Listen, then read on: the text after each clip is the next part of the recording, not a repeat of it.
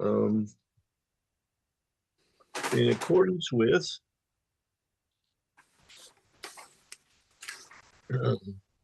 Mass General Laws, Chapter 30A, Sections 18 to 25, notice is hereby given of the meeting of Peabody Conservation Commission for May 18, isn't it? Yeah. This time, May 8th. This time, the Peabody Conservation Commission hearings will continue to be held remotely, which is allowed pursuant to Governor Maura Healey's March 29, 2023 extension of the temporary provisions of allowing remote hearings. Public may participate in this meeting remotely. To the audience, if it is important, if you wish to speak, remember to raise your hand. There's a button at the bottom of the screen. And I think the pound sign works on a telephone. I'm not sure. You should introduce yourself by stating your name and address. It helps to know who we're speaking to. And with that, first I want to welcome a new member, Jamie Harrop. Is that how you pronounce it? And she is an alternate, which we needed desperately. So welcome aboard. Let's see, my screen keeps changing. Okay. I guess I'm ready to start. Item 1, certificate of compliance. Sue, sorry to interrupt, but remember I forgot the nomination committee. It's on the red line. No, Remember I did a oopsie. I did. I have a nomination committee of Mike Rizzo is going to be the nominating committee. Okay.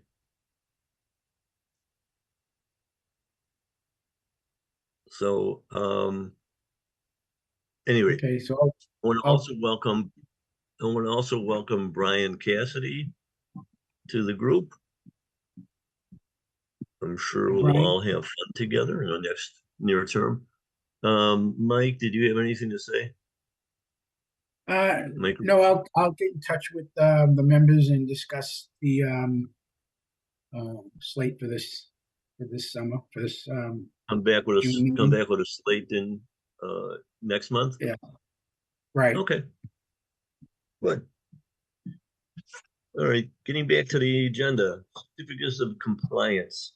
A continued request for a full certificate of compliance is made by attorney David Ankeles for Annabelle Ferrione. The DEP file 55340. Project is additional paving service to pre-existing residential structure since converted to commercial use. The address is known as 1 Mount Pleasant Drive. And map 29, lot 007. And the order of conditions is expires in January 21, 2024, or did expire. The request last time was erosion controls be in place before the pavement was removed. I believe that was done. No further work has commenced, according to Arthur. Is that correct, Arthur? You're on board somewhere, right? Or David, rather. Yes. Yes, Mr. Chairman, can you hear me? Yeah, I can hear you now. Okay, fine. Yes, we went in, had the pavement removed. We had the erosion control set, then we had the pavement removed. It's been loamed and seeded. We did have a contractor who was supposed to come in today, but the rain kind of canceled that. And we have him coming either Friday or Saturday. We tried to reschedule it, at which time he will put in the barrier, which I think is going to be a very simple but substantial post and rail fence. And I believe that the granite markers, we have 2 coming in. may also be put in. We have ordered the signs. They have not yet come in, but as soon as they are in, we will have them posted on the granite markers. That's just about it. Okay, so we'll continue to next month. Okay, thank you. Yep, and through the Thank chair, you. through the chair, Stu, if you can also, this is in connection with number 9, which is our friendly enforcement order. So maybe you've got to kill two birds with one stone, continue both 1 and 9 because they're connected to each other until June. Mm, I move to continue items 1 and 9 till June meeting. Second, roll call. Yep, that motion was made by Mr. Athas, seconded by Mr. Rizzo. Roll call, Chairman Lazares, Yes. Vice Chairman Rizzo, yes. the Secretary Vivaldi, Yes. Commissioner Athas, Yes. Commissioner Green. Yes. All right, and so that passes 5-0. Unless we're going to give the alternates voting rights. I'm sorry, what do you say about voting rights? Well, I know Bruce is coming and Reed is supposed to come, so I think they're going to be coming shortly. So we might want to hold off on having alternates voting this meeting. And they both told me they were coming, so Or we have a quorum, so. We have Yeah. a quorum anyway. so hopefully So- they are okay with that, not voting right now. Yeah, it's like, at this point, we have a quorum, and I do not believe, unless somebody leaves early, there has to be any change in voting rights, okay? Yeah, and it was just, the first two things we talked about are continued anyways, with no decisions made. Right. Oh, incorrect. They wouldn't be able to vote anyway because of the Mullen rule. Thank you. Okay. So on item 2, continued request for partial certificate of compliance made by Peter Ogren from Hayes Engineering for 7 Dearborn Limited Partnership DEP file 55861. The project is a 180-unit apartment building parking lot with associated drainage and stormwater systems. The address is known as 7 Dearborn Road. And the order of conditions on this one expired, I says 1/21/24.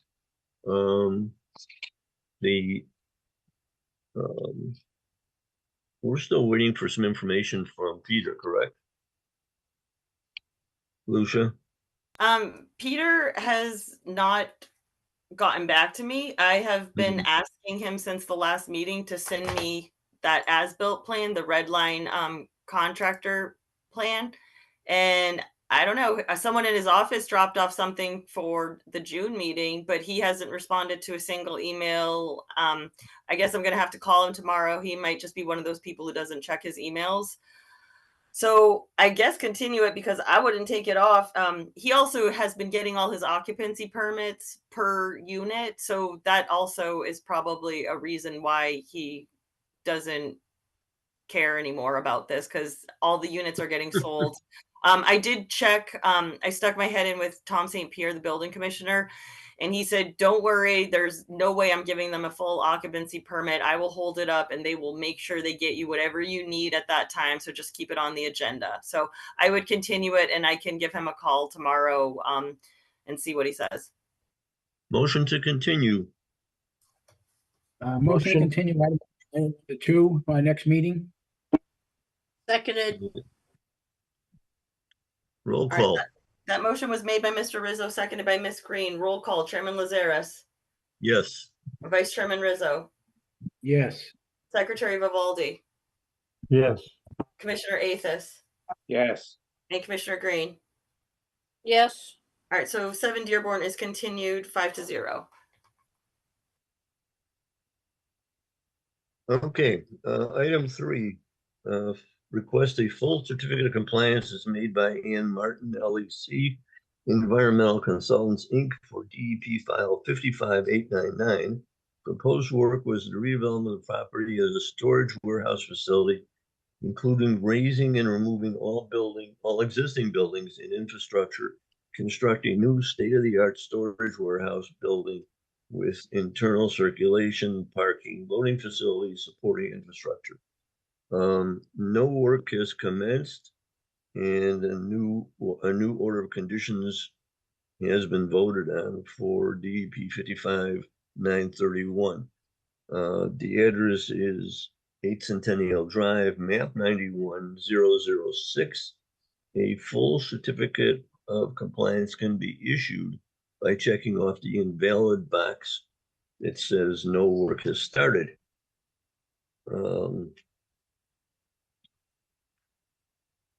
So that was, it was the Amazon project. But... Ann Martin is here from LEC. Oh, hi, Ann. I didn't see you. I'm sorry. That's okay. I don't need to speak. What you read says it all. I'm just here just in case any questions came up. I mean, it's pretty straightforward. It was the Amazon project. No work occurred. You guys at the last hearing voted to issue a new order of conditions for that site. So this is just cleaning up the record and closing out that order. Good. Okay. So we'll hear from you again when you start work. That's correct. Good. I look forward to seeing you again. Thank you. So I'll make a motion to issue a full certificate of compliance under the previous project, checking off the box that no work has started. So this could be filed and put to rest. Second? Seconded. Roll call. Yep, that motion was made by Mr. Rizzo, seconded by Ms. Green. Roll call, Chairman Lazaris, Yes. Vice Chairman Rizzo, Yes. Secretary Vivaldi. The question is it the does the certificate of compliance have something that says that the project it becomes null and void? It's like it's the applicant has just decided to go a different direction or something like that. So when no work has started and we file for a certificate of compliance saying no work has started, we want to close it out. As soon as you guys issue that certificate, then the order of conditions becomes closed out, which means that no one could go back and use that permit. If that answers Okay. your question. That's I understood that to be the case when you mentioned that no work has started, but I also forgot it's been a while. I just wanted to confirm that idea that no work could start in the future either. No, Because- that's correct. Once it's closed out, no work, if, God forbid, if the project you just authorized doesn't go through, somebody could not pick up this old order. They'd have to start, they could pick up the entire project and refile, but it would be a completely new application. Yes. I vote yes. All right, Commissioner Athas Yes. and Commissioner Green. Yes. So that passes 5-0. So yes, I will be checking off the invalid box that no work started, and I will also be noting that there's a new order of condition issued under DEP file 55-931 that would supersede this one. Excellent. All right. Moving in. Have a good Notices of evening, intent. everybody. You too. Good seeing you. All right. Bye. Hopefully we'll see you soon. Maybe, never know. Never know. Bye. Bye. Public hearing, notices of intent, public hearing and of notice of intent submitted by Green International Affiliates, Inc., Daniel Spicer for the city of Peabody, Brendan Callahan. The project proposes to extend an existing Independence Greenway bikeway from its eastern terminus at Essex Center Drive to Endicott Street for a total project length of approximately 1.3 miles. The work area is located along a former railroad right-of-way. The property is known as former B&M Railroad easement, North Shore Road, Essex Center Drive, Endicott Street. The map is not available, the lot's not available. Brendan, you want to take this up? Sure. My name is Brendan Callan. I'm the Assistant Director of Planning for the City of Peabody. I'm the lead planner for the Peabody Independence Extension Greenway project. We also have the consultant, Daniel Spicer's here. She'll be presenting sort of the notice of intent application to the commission later on.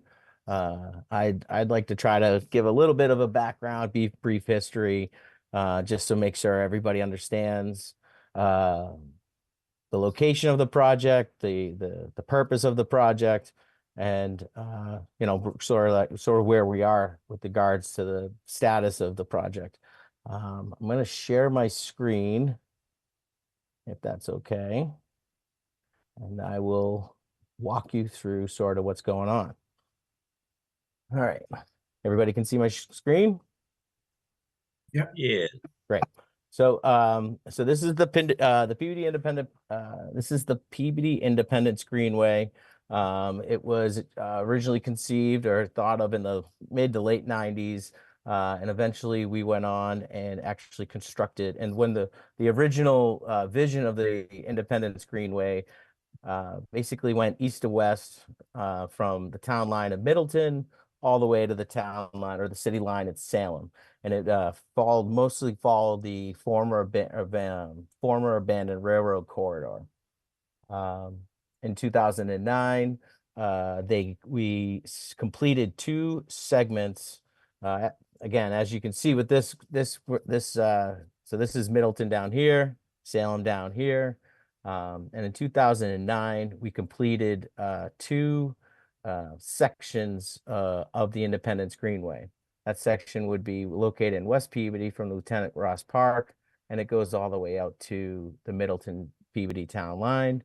And we also completed a segment from the Leahy Clinic parking lot at the North Shore Mall, and then that runs mostly parallel to Lowell Street to Peabody Road. Those sections were completed in 2009.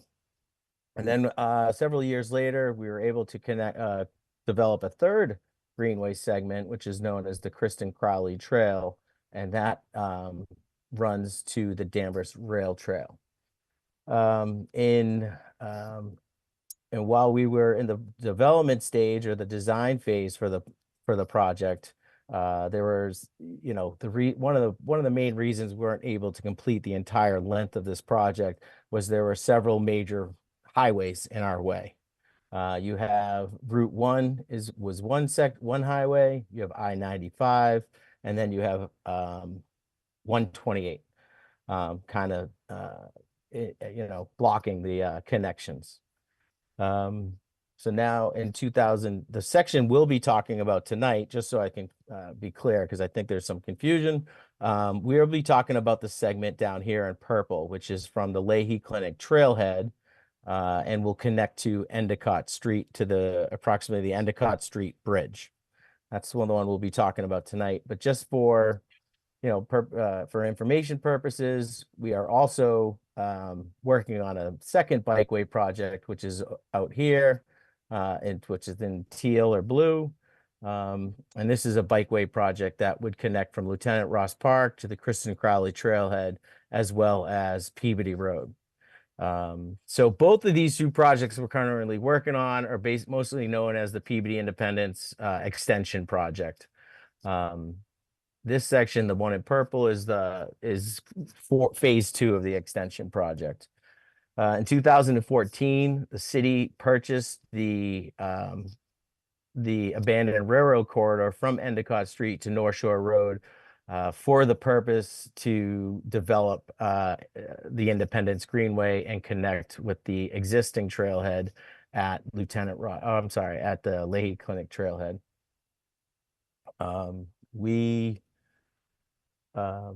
So that was in 2014. In 2019, the city applied for and was awarded was selected to be on the Massachusetts Transportation Improvement Program, also known as the TIP program.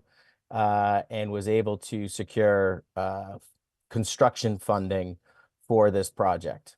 The city is on the hook for doing all the design and permitting, or paying for the design and permitting, and the state and feds will pay for the construction of the project. Currently, the construction cost estimate for this particular segment is $7.5 million. Let's see.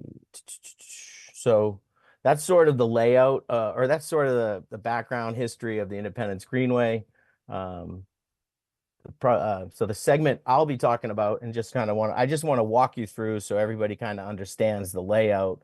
And then after I go through the layout, Danielle will be able to start kind of diving into more of the wetlands and resource impacts, and with regard to our notice of intent application. So currently, don't pay any attention to these little dots. I just use one of my running apps to create a map, and the way I had to do it just comes up with dots as you do it. So the dots mean nothing. This section of the extension project would begin here over at the existing terminus of the Independence Greenway at the Leahy Clinic parking lot trailhead. And then what it will do, it will follow along basically in the area of the existing sidewalk on Essex Center Drive, which is basically adjacent to Route 128. And then it'll go from the trailhead all the way to the Essex Center Drive and 128 underpass intersection. It'll then go under the underpass and then take a right towards Lowell Street. And then it will parallel, basically go where the sidewalk is on the 128 side. And then it will travel along North Shore Road, all the way to where the former abandoned rail bed is, and will cross the street. Will cross North Shore Road into the former railroad line. And then it essentially just follows the railroad line all the way to Endicott Street Bridge, way down here. The reason we're here tonight is because there's a significant amount of wetlands in the area. The Proctor Brook is in this area. I believe there's 3 culvert crossings along the pathway, which Danielle will go into more detail later.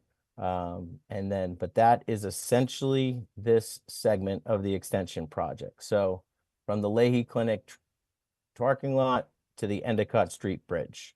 I believe it's about 1.5 miles.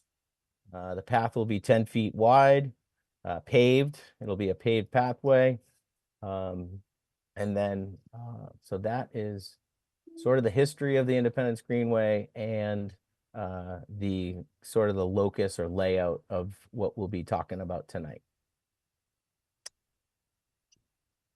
That's it for me. Great. So Danielle? Sure, I can jump in. Danielle Spicer from Green International Affiliates.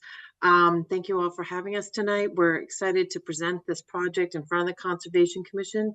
I'm actually going to steal the screen.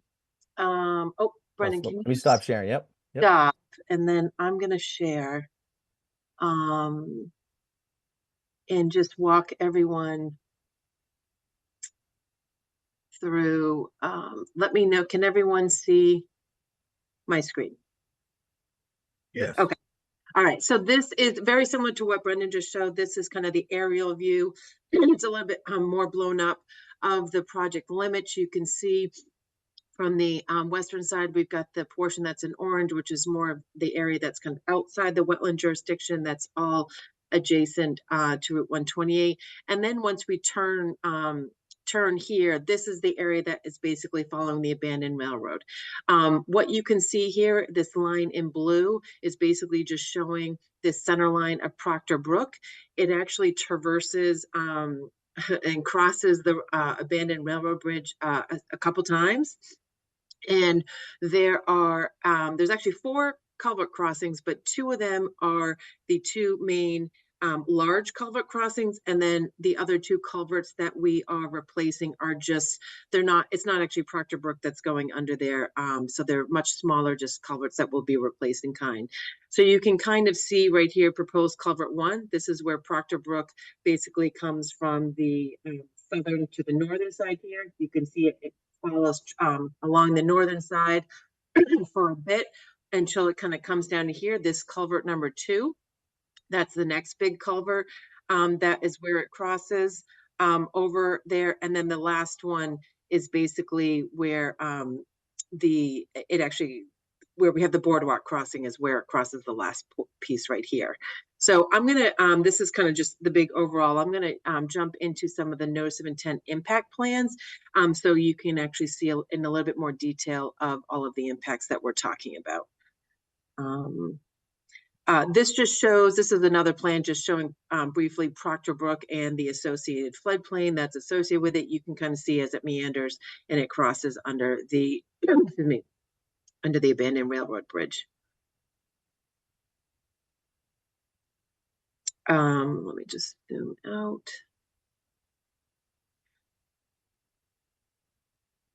So these are the impact plans that were included in the notice of intent. I'm gonna, the first couple of plans I'll probably just breeze right through because there's actually no impacts here. But before I do that, I just want to focus on the overall table so that everyone can kind of see. Basically, these are the impacts that we're talking about. So throughout the project, as I'll go along and I'll show you the blow-ups, but basically we have about 10,000 square feet of permanent land underwater impacts. There's a little bit over 2,000 square feet of temporary land underwater impacts. We have a little bit over 2,000 square feet of wetland impacts. We have about a little over 4,600 temporary impacts. And then we do have a wetland replication of 2,500 square feet, which I'll show on a plan. So we're more than mitigating the one-to-one impact with regard to the permanent impacts. We do have impacts within the riverfront area associated with Proctor Brook as we're traversing it, multiple areas. We have work within the buffer zones, and then the bank impacts are really associated with those culvert crossings of Proctor Brook, where we have these permanent impacts, a little bit over 600 linear feet of permanent bank and a little bit over 200 linear feet of temporary.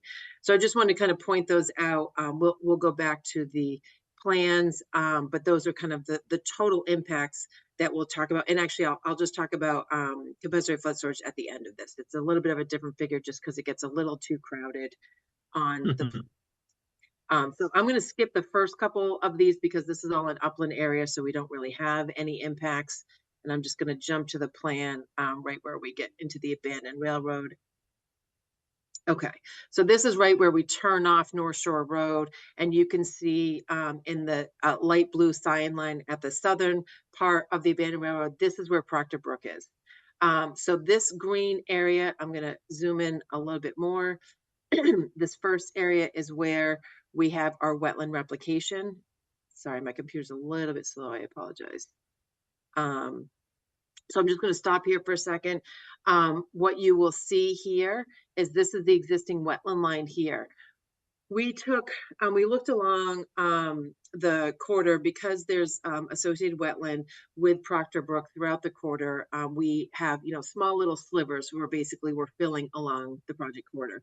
What we didn't want to do was replicate small little slivers because that replication is not going to chance of thriving. So what we did is we compiled the total impacts and we looked for one area where we could replicate the total area in a larger area so that it has the best success for thriving. This is really the only area within the right-of-way where we are not within another resource area where we could actually replicate adjacent to it. It's not ideal. Typically, we would want to have a replication that's a little bit more adjacent to this wetland line, so it's not this finger-like projection. However, there is, if you can kind of see this gray box right here, that's an existing pool with concrete around it. So, and then you can see this is the property line up here, and then the right-of-way line is down here. So we're really limited. We looked throughout the entire corridor within the right-of-way for where we could potentially replicate, and just due to the other wetland resource areas that are associated with Proctor Brook, we just couldn't find any logistically that would work. So this is the only area that we could find within an upland area that's adjacent to the wetland that could give us that 2,500 square feet. So I'll keep going with the whole rest of the project, and then we can come back to any questions. So that's kind of at the far western side of the project. This is actually the first big culvert that we are going to be replacing. This culvert is a 4x8 box culvert. The large pink area is basically the amount of riprap that's needed for this culvert replacement. We have done a hydraulic analysis for all of the culvert crossings that where Proctor Brook was crossing. And we basically need to design these culverts to match the existing hydraulic capacity that's under there for existing, because we can't increase downstream flooding. The other thing that we're trying to do here is when we looked at the existing analysis of this culvert, there was significant scour and erosion that was happening here. So we designed these culverts using FHWA requirements. They do require us to place this riprap within this purple area that you're seeing and a little bit of the green area for scour and erosion to mitigate for that. One of the things we did do is we actually lowered that amount of riprap when we actually did add 12 inches of natural stream bottom material over that. So while there is a box culvert, there will still be natural stream bed material on the bottom so that there is still habitat that can happen there. So you won't see the crushed stone actually at the surface. So that is buried 12 inches beneath the proposed grade. So that way the natural stream bed will be at the bottom of it. In addition, one of the things we also did is on the side slopes where we have the riprap kind of coming in, it's actually very steep. We have riprap just because due to the steepness, but we actually also added in some live stakes as part of that details to be able to establish some additional habitat along the slopes there. So we're really trying to mitigate. We understand the crushed stone is not ideal in this type of situation, but it's necessary due to the steep slopes and the erosion and scour analysis. But we're trying to mitigate that with the natural stream bed material and the live stakes to allow for habitat and within this area. So this is the one of the big culverts. That's the 4x8 box culvert. As we kind of continue, you can now see Proctor Brook is to the north of the bike path. So then I'll just go to the next slide. Zoom out. And so these are two small culvert replacements. This is not where Proctor Brook is crossing. Proctor Brook still remains to the north here, but there are two existing culverts there that are in disrepair and basically need to be replaced. One of them is a 36-inch, and I believe the other one is a 24-inch. But basically these culverts are being replaced in kind. Yeah, this is the 36-inch over here, and then this is a 24-inch. These will both just be replaced in kind from what they have here with some energy dissipation at each of the ends there to help with the scour and erosion for those two. And then as we continue further east, you can now see this is where Proctor Brook crosses under. Again, the railroad bridge, under the abandoned railroad area. This is the other very large culvert. That's a 4x8 box culvert. It's the same concept. We will have the riprap is needed for the scour protection and the erosion, but again, it will be buried with 12 inches of natural stream bed material. And then again, on the side slopes, we will also have 5 stakes within the riprap that will be placed to allow habitat to continue to grow within that area. And then as we continue over here, this is where Proctor Brook gets to be a lot wider here. And basically, this is where we will start our boardwalk. And we've connected it into the proposed pathway right here. And then you will see, so this whole area right here, that's kind of all in purple, is basically the adjacent wetland associated with Proctor Brook.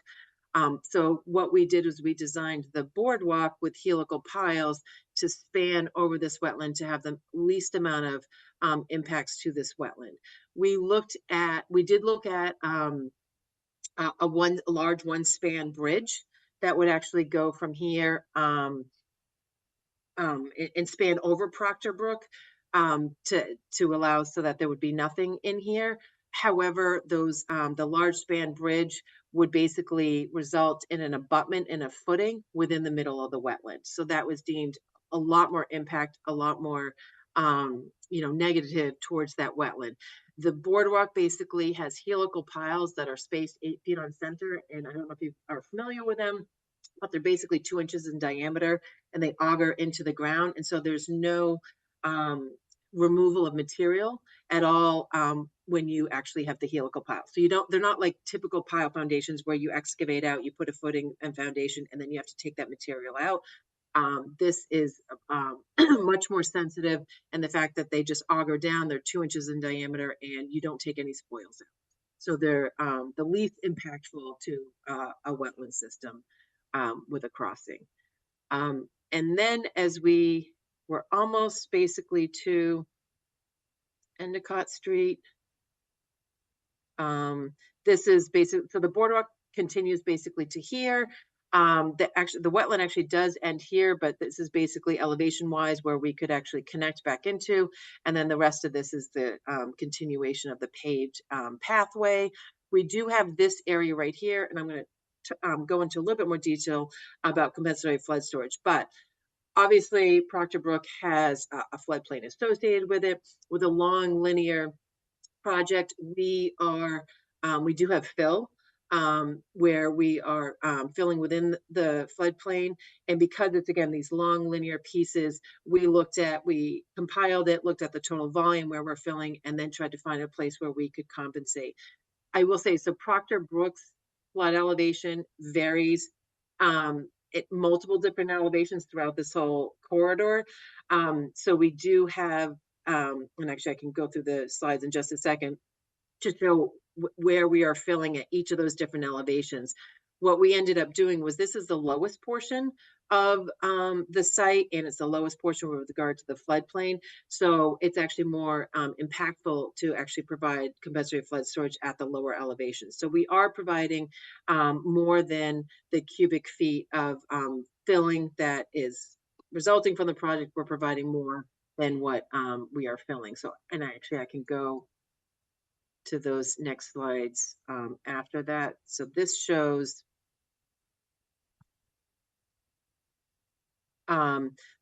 these are going to basically, you can see right here, this is just showing the square footage basically that we're doing work within the boarding land subject to flooding. And at the end of the day, we will have a net cut of approximately 490 cubic feet. So we will end up with a net cut, but it does vary throughout the site. So I'm just going to jump to where we are within the railroad bed. So I'm going to skip through these first ones because there's no impact there. So you can see right where Proctor Brook obviously gets close to the railroad bed. What's shown in blue is basically any work within the floodplain. Sometimes we're cutting, sometimes we're filling. So the hatch is just showing work within the floodplain. But at each of these, we've provided tables showing on a foot by foot basis where we are either filling or cutting with regard to the project. So I'll just kind of show you, so you can see, excuse me, along the corridor, the work within the floodplain where we are, as expected, any of the work with the culverts and the crossings are all within the floodplain. This area gets a little bit higher, so we have a little bit less. It's really just those edges where we're doing the grading down for the side slopes. And then again, these are those two small existing culverts that are lower where this portion of the railroad bed is within the floodplain. So we're working within that. One of the things I will say is we actually, our highway group worked really hard to try to minimize any of the work within the floodplain and lowering this profile as much as possible. We do have other site constraints in here that we had to work with, but they really brought it down significantly from what it had originally been designed, you know, a year or so ago, just to really make sure we could minimize these. You know, we really wanted to have that compensatory flood storage area to be as small as possible. And then as we continue further east, this is that second large culvert where we've crossed Proctor Brook, and then you can kind of see this is where the boardwalk is. So the boardwalk is actually elevated. It's above the 100-year floodplain, but the actual just piles and everything is within it. And then so this area in purple, I'll just zoom in again, is just showing, oops, sorry, is showing the compensatory flood storage. So that's basically, you can see, it's basically, we're just kind of digging out the volume that's needed for us to be able to provide a net cut for the project overall, so that there's no increase in flooding associated with the project. So that is basically the summary of the wetland protection impacts. I was just going to touch real quickly on stormwater. We did look at the entire project area where we could potentially provide stormwater. Where we were able to provide stormwater is really within the median area adjacent to North Shore. That area, which is in the upland area, we were able to actually provide an infiltration trench and capture and collect as much impervious air within there to infiltrate before it goes excuse me, off site. We did look within this project corridor, but as you can see, we have wetlands, we have land underwater, we have borderland subject land. There are so many resource areas. We've got high groundwater and just a very small limited right of way that we just aren't able to provide stormwater mitigation. Really what we were trying to focus on is providing mitigation with regard to wetlands and borderland subject to flooding, and really focusing our efforts there with regard to those impacts versus the stormwater. It just isn't feasible, unfortunately, within this area due to all the site constraints. So I think that pretty much summarizes the majority of what I was going to mention, and figured I'd just open it up for questions because I'm sure people have some. Thank you. The chair, quickly, when do you expect the project to start, and when do you expect it to be finished? Sure. Brendan, do you want to? Yeah, I mean, with the project is slated to be advertised in August, we get back bids at the end August of this summer. We get back bids in September of 2024. I think the schedule has a notice to proceed for November of 2024. You probably won't see much work going on over the winter, and then I think you'll start seeing shovels in the ground mostly in the spring of 2025. And then I would anticipate, I think that then it's at least a 12-year construction or 12-month construction schedule. So I would anticipate the project being completed by spring of 2026. Will the construction be linear in terms of you get the paved section done until you get to the boardwalk and then you continue the next section paved? Or will it be all at once? I mean, I don't have the construction sequencing in front of me, but maybe somebody from Green can answer that. I mean, I would imagine they would probably do it in phases. They're probably not going to do it all at once, but we want to limit that necessarily. We'd want to have the contractor let us know what works best for him. And then if there's any limitations we need to let them know on, we can do that. Okay, Through the chair? go ahead. Yeah, I think the project looks great. I think you did a very thorough job on this. One question I might have is, so if this is being advertised in August, then you're basically at your 7,500% on this project. Did you get comments? We have comments. We just got comments from DEP on this. Do you know? Yep. And how do those look?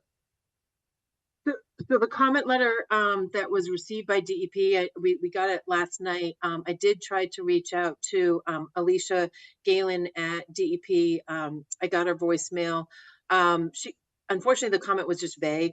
It basically said that the project did not appear to meet the performance standards. Just so you know, though, we are also doing, there are other permits that are required for this project.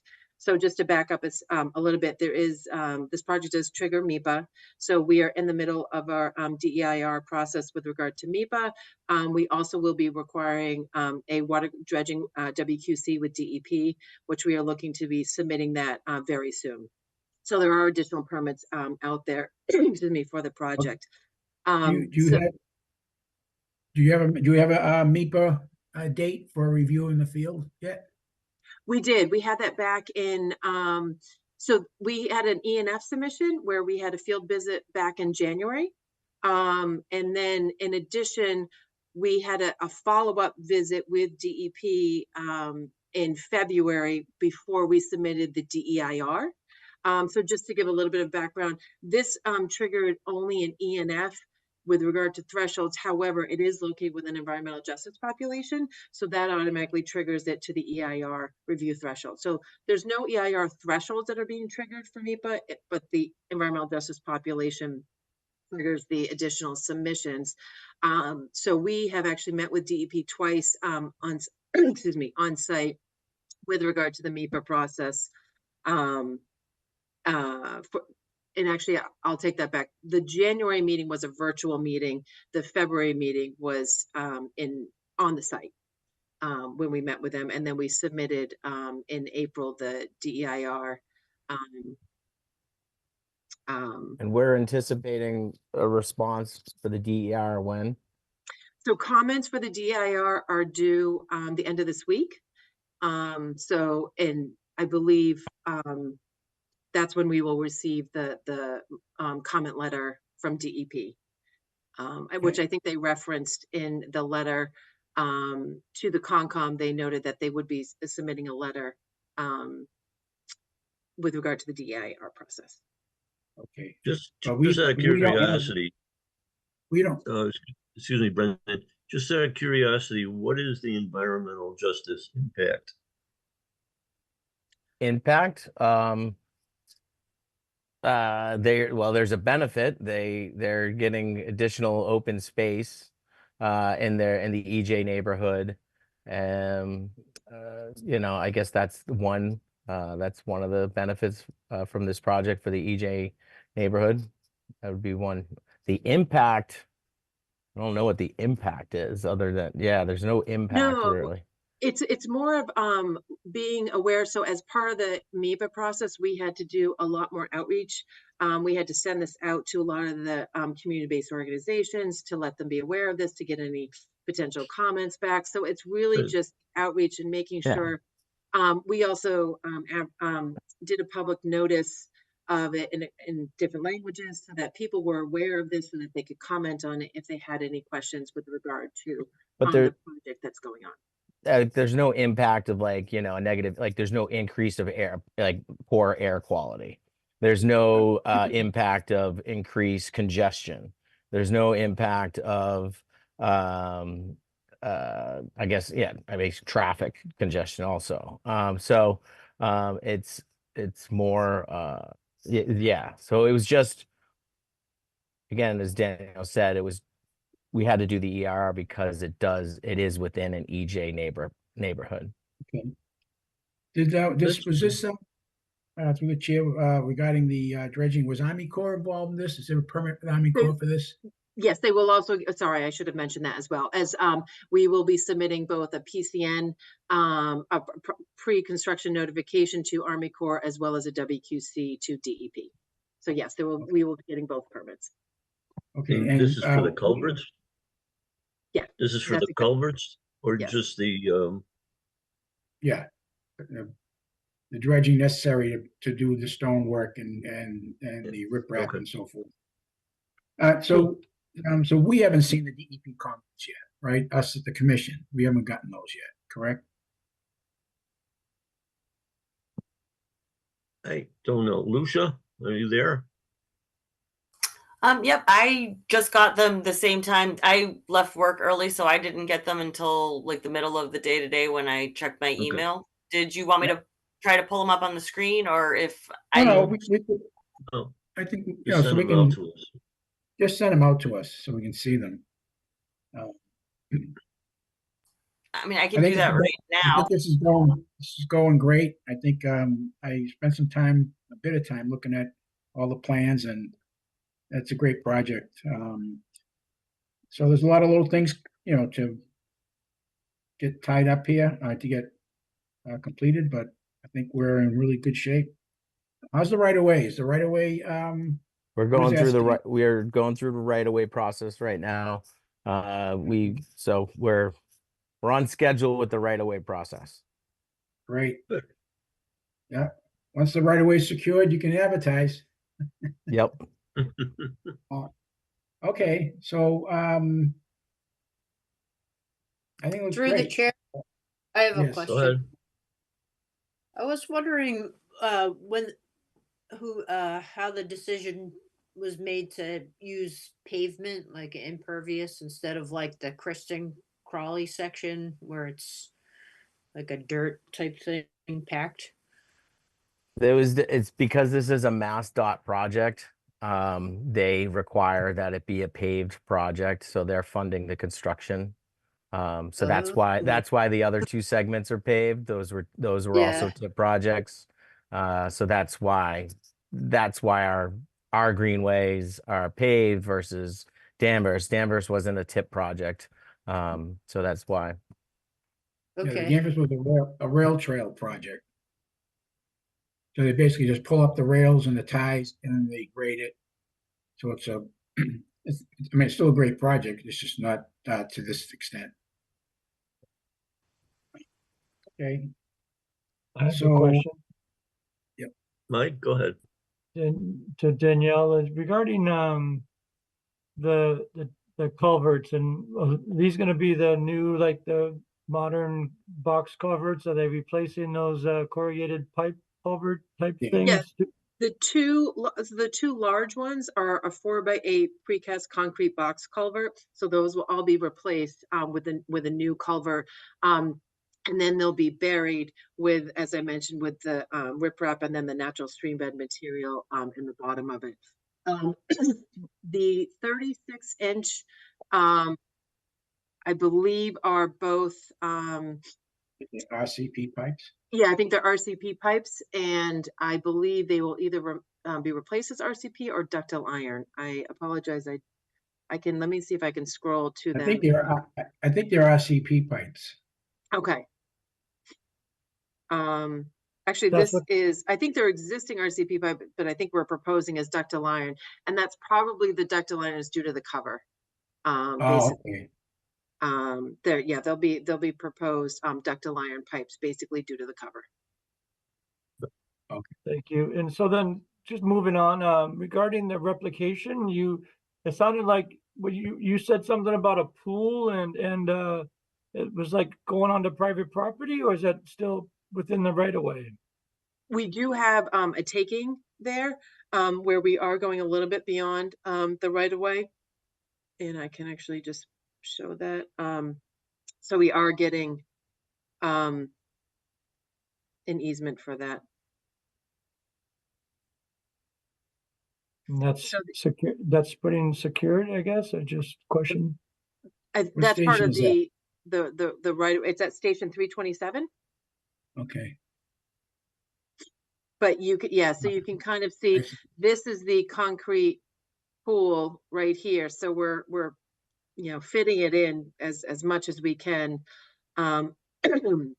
between where the existing wetland is and the railroad and the pool. Okay, just curious, interested to know that it's, and then the replication vegetation will be the kind of the general types of native plants and species of? Yes, and if you have they're definitely native, and if you have specific questions, I actually have Julie, who's our landscape architect. She is on the meeting, so I can have her speak. I think if you Not specifically, just okay. to know Yeah, that they are native. I Yeah. don't have the wetland details. seed mix and all that kind of thing. And we did include I think, Lucia, you had asked us, we included the specifics of the seed mix with the specs that we submitted as well. So you do have exactly what we had, what we are proposing for that. Yep. Through the chair, did you say you want me to promote someone? Is it Julie R? There, I see a Julie with an I and an R, a capital R. Julie Riemenshire. If you just had specifics. Yep, she just raised her hand. I'm just going to promote her to panelist just so Sure. she's on here.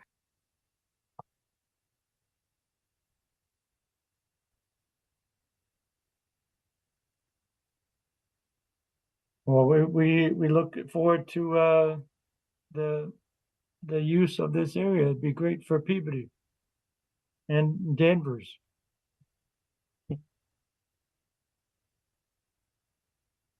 And it would connect, Brendan, would connect at the far end at the, would it be the northern section of, into Middleton or anything, or just at one point? That first plan that you showed us, the whole length of the. Essentially it'll be about an 8. I don't know the numbers. They're always bouncing around, but between 8 and 10 miles from Middleton to the Salem town line, and it would be when completed, it will be one contiguous greenway that goes the entire length of the city. I don't know. I know Middleton's been working on some greenways over there. I'm not really familiar with what's been completed. Okay. But we did partner with Middleton, Reading, Linfield to connect to one of the proposed greenways in because Linfield has a path, a bike path proposed. Yeah, I think I recently saw that their section is slated for construction in 2027. So which is like perfect time, and we'll get these 2 segments done, and then I'll start working from Lieutenant Ross Park towards Linfield and Winona Pond. Excellent. Brendan, would you be able to send me a PDF of the Peabody Independence Greenway, that plan you showing us? Yeah. It's on the website also, but I can definitely send you a PDF. Great, thank you. Yep. Anybody else? Does anybody from the audience want to speak on this?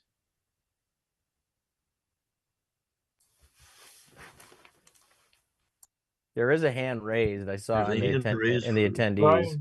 Brian has a question. All right. Go ahead, Brian.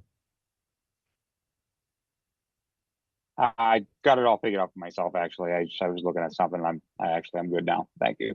Okay. Here's a Shauna Memendo. I'm sorry, Memnolo raised her hand. Yep, I will unmute her. And Shauna, please say your name and your address for the record, and give me 1 second to unmute you.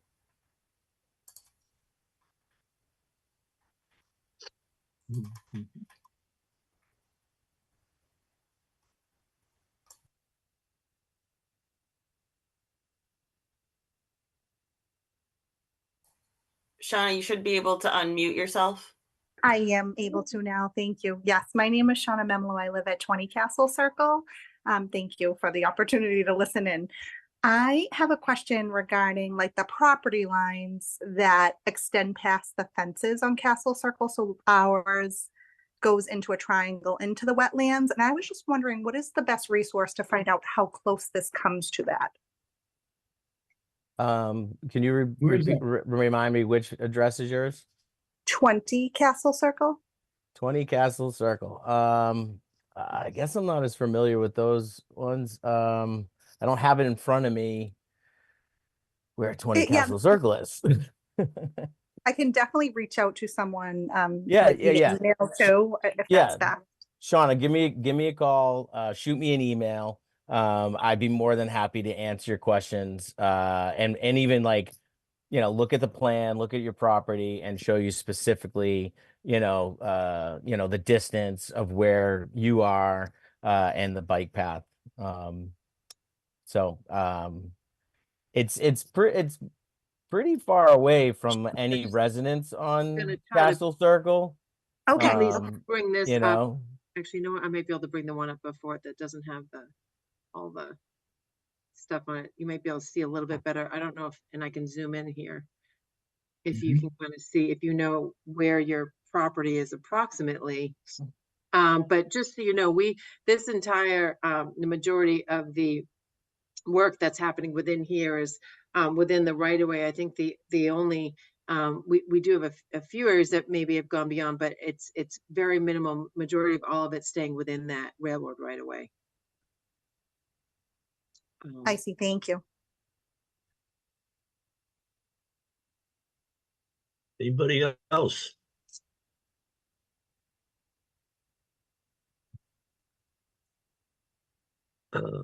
Hearing nothing. Thank you for the presentation, Brendan and Danielle. So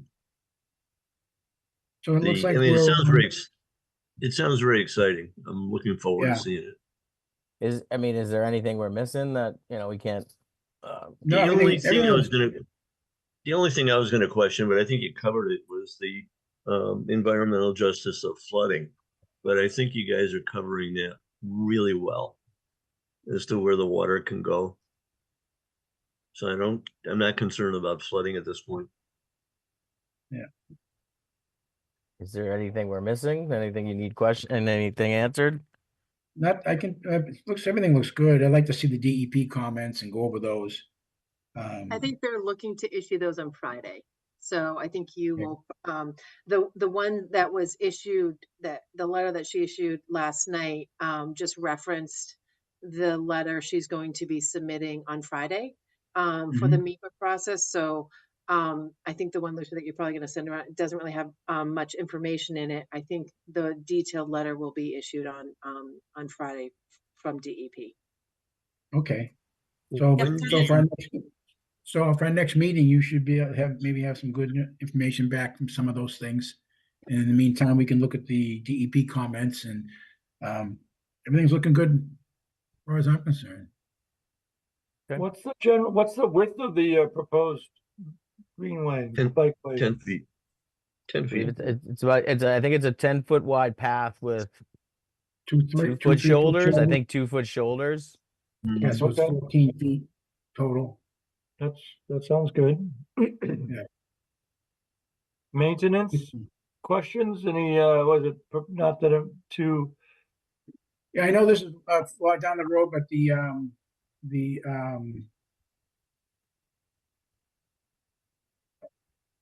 Does this project With- become part of Parks and Rec when it's finished? Yes, they will inherit the And so, project. so they'll be responsible for maintaining the paths, the wooden structures, the path, the paved paths. Who would be responsible for maintaining the culverts? Typically, the path and the landscaping and the amenities are the responsibility of the Parks and Rec. The stormwater and the culverts fall under the DPW essentially. Okay. So I just have one question, Brendan, on the the maintenance and so forth was Park and Recs, working on the paved areas over time and being able to get down there with equipment, a vehicle so they can, whatever they need to do along the way. Is the timber section, is that designed for wheel No, loads? so the boardwalk can't, the boardwalk won't be able to handle vehicles. So The rest of the hope they all know that. they do. Jen Davis is aware. My Jen only Davis. concern about my only Oh, that concern they would about go over it. I think we did. I think we're actually putting bollards up there so vehicles don't go over the boardwalk. Oh, In okay. fact, I feel like that was a question I had to answer like a month ago. Yeah, Brendan, okay. Like I how had to long- find, I had to approve the spec. And Jen and I had to approve the spec for that. Okay, Question, how long is the boardwalk? I don't know off the top of my head, 475 feet. I want to say it's, Yeah, it's around that. It's around 475. It's either 430 or 470 feet is roughly the total length of the boardwalk. My concern is the ability to get emergency equipment on the boardwalk if you needed to. Ambulances, fire trucks. Is that not They would possible? they would have to get out of their vehicles and they would have to roll a stretcher or whatever they need, like whatever, 100 feet, 200 feet, you can, so that's a good point. So, we are part of the project will have emergency access off of the Warren Street Extension roadway. So sort of so at that, Okay. that like hairpin turn, that leads up the driveway to PMLP, it will have a gate and access. So vehicles would be able to, access the path from like that end. And Okay. if not from that end, they can get there from Endicott Street. They just can't go over the boardwalk. So Okay. yeah, Just as long as we're covering it, that's all. awesome. All right, we'll wait and see you next month. We'll see you guys. Right. good. All right. Thank you very much. Thank you Nice so much. job, guys. Thank Thank you. you. Thank you. Thanks, bye. Through the Moving chair, on. just want to make sure there's no Yeah, more motion members to- of the public. If there's any more members of the public, now is the time to raise your hand. All right, so go ahead and Motion to case. continue this item for our next meeting. Second, Seconded. Roll call. So the motion to continue to the June 12th meeting made by Mr. Rizzo, seconded by Ms. Green. Roll call, Chairman Lazaris, Yes. Vice Chairman Rizzo, Yes, Secretary Vivaldi, yes. Commissioner Athos, Yes, Commissioner Green. Yes. And for the record, Commissioner Comack did come in at 7:13, so he was here for the entire conversation. So Commissioner Comack, Yes. 6-0, the item is continued. Thank you so much. Have a good night. Thank Thank you, you, guys. you too. Thank you. All right, for to kind of sum up the rest of this meeting, items 5, 6, 7, and 8 have been, well, item 5, we got a request for continuance today. And I'll read the rest of them, but these are basically all continued till June You have to- 8th. You have to do the, And there'll be not June 8th, June 12th, by the way. Okay, June 12th, I'm sorry. And there'll be there's no need for discussion. I don't think there's a motion necessary, is there? Maybe on You have a 5. motion to continue it. motion, I don't know if we can do them all at once, but if we are allowed to, then we can get a motion to continue items. 5, 6, Well, items 7. 6, 7, and 8 were all continued, but unfortunately, I have a typo on here. So just if anyone's here, it's June 12th, not June 8th. Obviously, I put May 8th. I sorry, I have dyslexia, so I mess up numbers. But you guys made the motion correct at the last meeting. The motion was correct. I messed up. I apologize. So you don't need a motion for any 6, 7, or 8. But just so anyone in the audience or anyone who's watching the video at home, it is June 12th, not June 8th. There is no meeting on June 8th, so they'll figure it out pretty quick. But you do need a motion for number 5, 29 Glendale, Okay. and you do need to read it. Let me read it.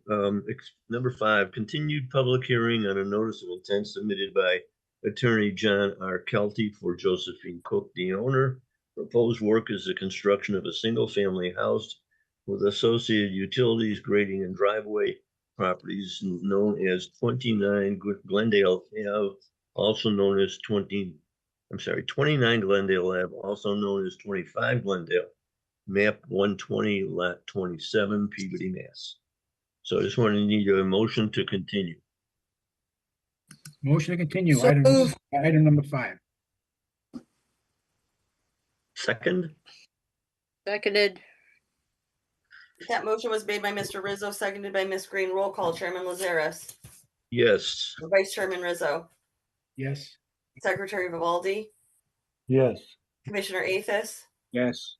Commissioner Green, Yes. and Commissioner Comack.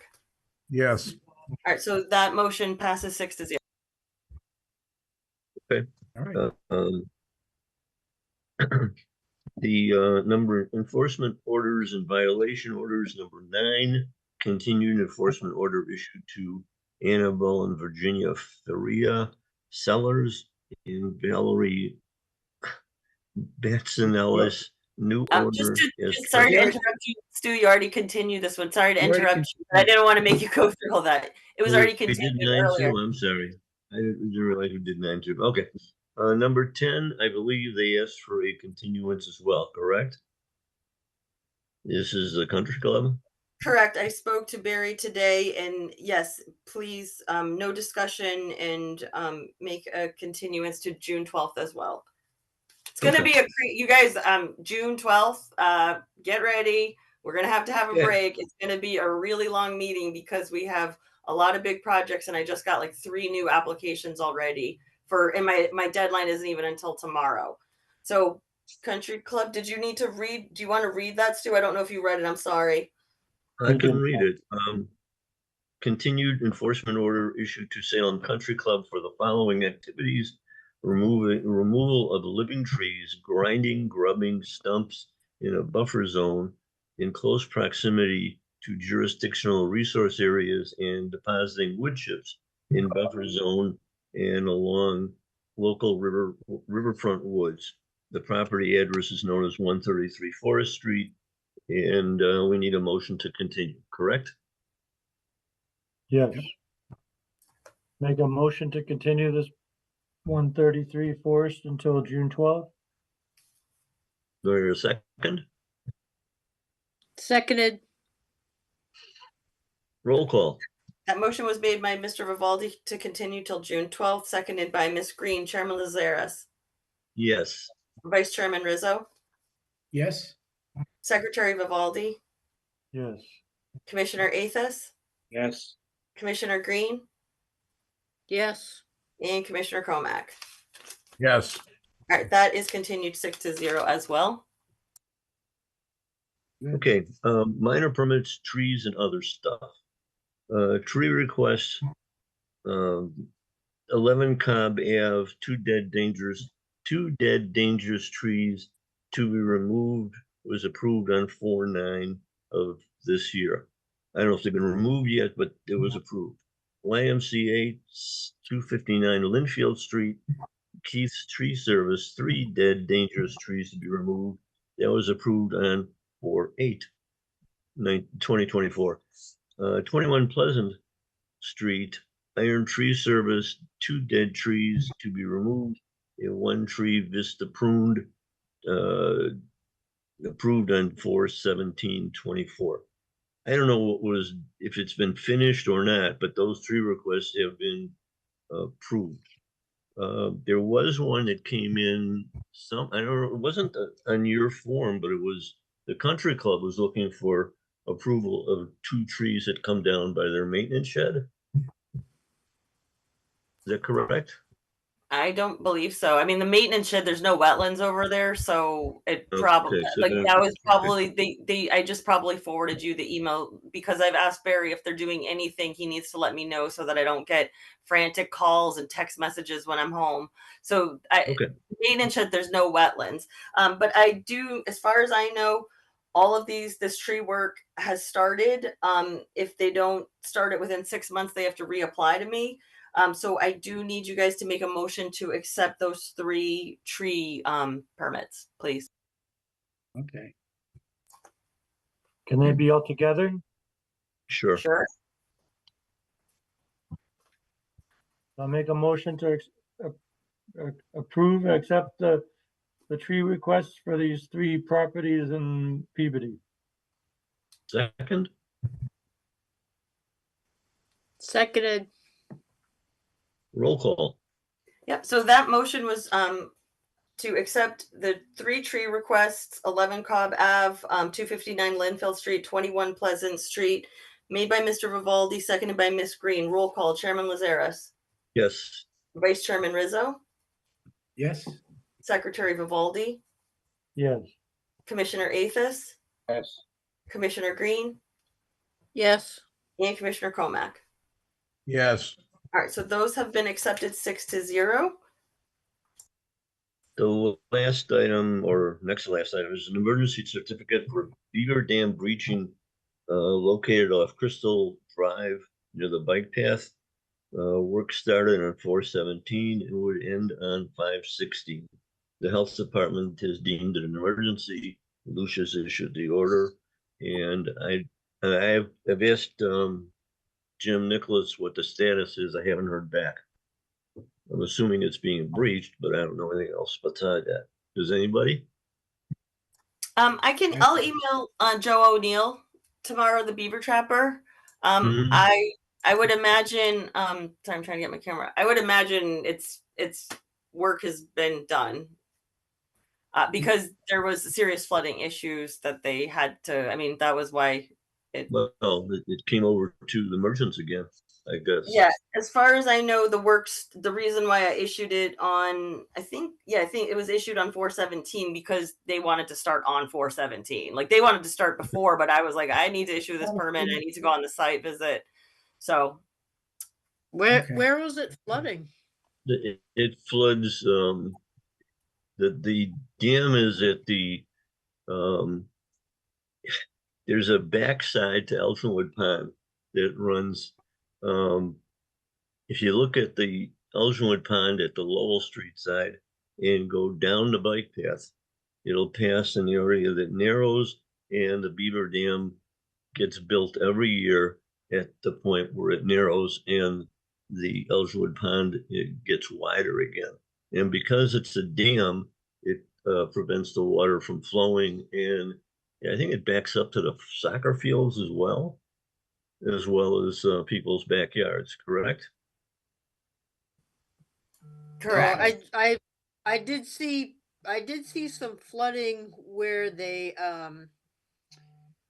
remember when Lucia, where they had they were doing all that like sewer drain work or something, and I had them put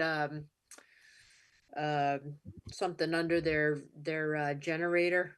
I do remember. Yes. That it was flooded like crazy over there, but it had no association at all because I'm there every single day. So I'm just curious. I did see the debris starting to pile up there and stuff like that, but I hadn't seen any flooding aside from that, which, like I said, was not associated with it. Just curious. Where did you see this, Amanda? Where Amanda, was the flooding? where did you see it? Yeah. Again, it wasn't really associated with it, but it's kind of like right when you get on the bike path. There's still water there, but it was bad before. When you get on the bike path at Lieutenant Ross Park, and Okay. just past the baseball field, it was all flooded there. Where they just did a bunch of tree work and not I don't think it was I'm not sure if it was a storm drain or a sewer. Maybe it was sewer. I'm not sure, but yeah, it was Is really the flooding going away? it's receding. Yeah. Okay, because it's raining, it's starting to rain again, so let me know if you see any flooding. Well, okay.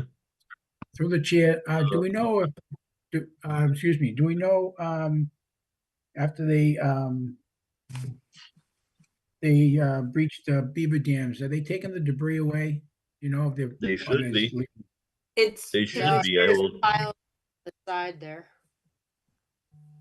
Yep, through the chair, it should be, if you guys should have a copy of the emergency cert, and I believe I give them 2 weeks after to remove it. Again, I just emailed myself, so I'm gonna write to Joe O'Neill tomorrow. He's the trapper. We did this last year. We always do it around March, April, May. And he was really great last year. He checked in with me all the time. He even put up cameras, and we caught a guy who was messing with the dam because for if anyone's watching, it's illegal to touch a beaver dam. And even if it is flooding property, you can't do it. Only certain people can do it. And I had to get the environmental police involved, and there are cameras out there. So people need to be aware that the environmental police will take the picture and run it in the database around the people who live in the neighborhood, and they'll run it with the RMV and they'll try to match the picture. So be careful. Don't do it. It's illegal. Okay. So you'll let us, or somebody will let us know if the debris is being removed. It has to and- be. It's one of my, it's one of my action items. So, I mean, hopefully Okay. they're going to remove it. And if they aren't, I will, follow up with them. The permit's still active, though. They still have until the 16th. So I think the way I worded it was 2 weeks after. So he's still out there doing work, and he's going to That's be fine. out there probably. So The last part there for yeah, so months. Memorial Day, basically. But anyway, you guys do need to ratify it. Okay. We do that now? You have to. If you don't ratify it now, I mean, Ratify the emergency emergency. service. Yeah. Okay, make a motion to ratify the emergency certificate for Beaver Dam breaching located off Crystal Drive, adjacent to the bike path. Second, Seconded. Roll call. Yep. That motion was made by Mr. Rizzo, seconded by Mr. Athis. Roll call. Chairman Lazares, Yes. Vice Chairman Rizzo, Yes. Secretary Vivaldi, Yes. Commissioner Athis, yes. Commissioner Green, No. and Commissioner Comack. Yes. All right, so that does pass 5-1 with Amanda voting no. Okay. Moving on, we have minutes to approve for March 13 and April 10. April wasn't finished, were they? We got a partial. No, they're not. Yeah, don't Okay. just March 13th, please. I finished them March 13th. today, but I still have to check for grammatical errors, and then you guys probably get them at some point tomorrow. Motion to approve March 13, please. And make a motion to approve the minutes of March 13th, 2024. Second. Seconded. Thank you.